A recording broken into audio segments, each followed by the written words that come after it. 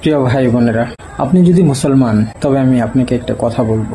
আপনি যদি আপনাকে যদি আল্লাহ, আপনার প্রতিপালক, আপনার উপরওয়ালা যদি আপনাকে সৃষ্টি করেছে, তবে আপনি এই কথাগুলো মানতে হবে। আপনার স্রষ্টার উপর আপনি কখনো জুলুম করতে পারবেন না। হ্যাঁ, জুলুম করা যাবে না। আপনি সৃষ্টি হয়ে আপনার স্রষ্টার উপর যদি এমনভাবে করে নামাজতে করেন, এটা কি আপনার স্রষ্টার উপর জুলুম হয়নি? যিনি আপনাকে সৃষ্টি করলো, যিনি রিজিক দিল, যিনি আপনাকে নিয়ামত দিল, তার ইবাদত না করে, তাকে পূজা না করে, আপনার মতো আপনি আরেকটি সৃষ্টির সামনে এমন করে নমস্তে গান, এটা কি তিনার অধিকার বরণ হয়নি? হ্যাঁ, এটা কি ইনসাফ বিরোধী হয়নি? নিশ্চয় হয়েছে। ওই জন্য আল্লাহ তাআলা বলেছেন, ইন্না শিরকা লাযুলমুন আযীম। শিরিককে সব থেকে জুলুম বলার কারণটা কি জানেন?